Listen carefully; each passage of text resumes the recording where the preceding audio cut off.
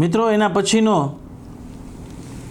આપણે પ્રશ્ન લઈએ પટેલ કીટુ, સર કોઓપરેટિવ સોસાયટીમાં સભ્ય અને સભાસદ અને શેર હોલ્ડર વચ્ચે તફાવત સમજાવો. આમનો પ્રશ્ન જે છે એ સરકારી કોઓપરેટિવ સોસાયટીને લગતો પ્રશ્ન છે. સૌપ્રથમ તો પટેલ કીટુભાઈ તમારો ખૂબ ખૂબ આભાર કે તમે કાયદાની વાતોના મંચ ઉપર આ પ્રશ્ન મૂક્યો છે, કારણ કે તમે જે પ્રશ્ન મૂક્યો છે એવા પ્રશ્નો કે એવી મૂંઝવણ હજારો લોકોની હોઈ શકે, તો તમારા આ જવાબ માત્રથી હજારો લોકોને આનું સોલ્યુશન મળી શકે. તો પટેલ કીટુભાઈ, આપનો જે પ્રશ્ન છે ગુજરાત કોઓપરેટિવ સોસાયટી એક્ટના સંદર્ભમાં ખૂબ જ પાયાનો અને મહત્ત્વનો છે. સહકારી મંડળી કે હાઉસિંગ સોસાયટીમાં રહેતા સામાન્ય નાગરિકો ઘણીવાર આ શબ્દોની વચ્ચે મૂંઝવણ અનુભવતા હોય છે.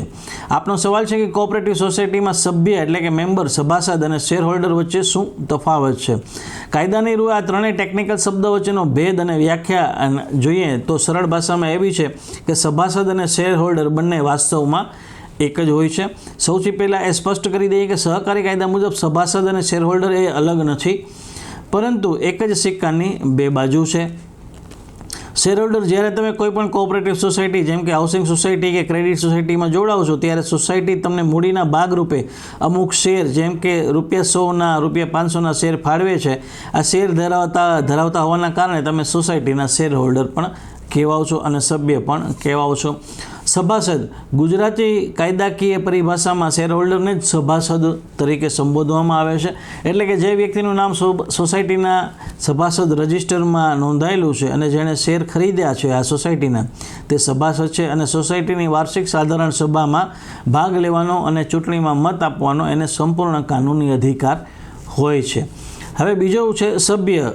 સભ્યના પ્રકારો. મુખ્ય તફાવત અહીંયા એવો છે, કાયદા મુજબ સભ્ય એ એક મોટો શબ્દ છે. સોસાયટીમાં મુખ્ય સભાસદ એટલે કે મૂળ માલિક સિવાય અન્ય પ્રકારના પણ સભ્યો હોઈ શકે છે જેમને સંપૂર્ણ અધિકાર હોતા નથી. એમાં તફાવત શું છે? તો તફાવતનું જો આપણે પાસું જોઈએ તો મૂળ સભાસદ ઓબ્લિક શેર હોલ્ડર એટલે કે પ્રાઇમરી મેમ્બર, સહસભ્ય, સંયુક્ત સભ્ય, એસોસિએટ અને જોઈન્ટ મેમ્બર, અને નામ માત્રનો સભ્ય એટલે કે નોમિનલ મેમ્બર. કોણ બની શકે? જે વ્યક્તિના નામે મકાન, પ્લોટ, દસ્તાવેજ છે અને જેણે સોસાયટીના મૂળ શેર ખરીદ્યા છે.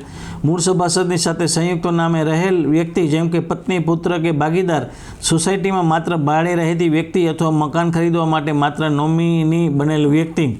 Share certificate. શેર સર્ટિફિકેટમાં વ્યક્તિનું નામ પ્રથમ ક્રમે હોય છે. શેર સર્ટિફિકેટમાં આ વ્યક્તિનું નામ બીજા ક્રમે હોય છે. આ વ્યક્તિ સોસાયટીના કોઈ શેર ફાળવવામાં આવેલા હોતા નથી.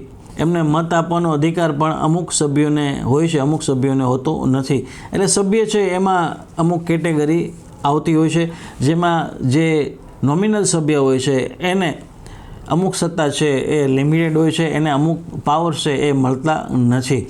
જ્યારે કાયદેસરના શેર હોલ્ડર હોય અને સભાસદ હોય એમને ચૂંટણીમાં મત આપવાનો પણ અધિકાર હોય છે, ચૂંટણી લડવાનો પણ અધિકાર હોય છે. બીજું, જો આપ સોસાયટીના મકાન કે પ્લોટની અસલ ખરીદનાર હો તમે અને સોસાયટી આપને શેર સર્ટિફિકેટ ઇસ્યુ કરેલો હોય તો આપ કાયદાની નજરમાં મૂળ સભાસદ અને શેર હોલ્ડર બંને છો.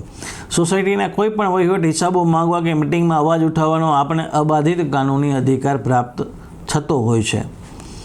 અન્ય તમામ દર્શકોને પણ ખાસ વિનંતી કે જો તમારી પાસે પણ આવા કોઈ સોસાયટીને લગતા પ્રશ્ન હોય, કોઈ પણ મૂંઝવણ હોય, તો તમે બેઝિઝક કોમેન્ટ બોક્સમાં તમારો પ્રશ્ન રાખી શકો છો. કાયદાની વાતો છે તમને એનું માર્ગદર્શન આપવાનો પ્રયાસ કરશે. તો પટેલ કીટુભાઈ, આ મેં તમને કાયદાની દ્રષ્ટિએ, સહકારી કાયદાની દ્રષ્ટિએ સભાસદ, સભ્ય અને શેર હોલ્ડર એમાં શું તફાવત હોય છે એ સમજાવવાનો પ્રયાસ કર્યો છે. હું આશા રાખું છું કે પટેલ કીટુભાઈને આ જવાબથી સંતોષ થયો છે.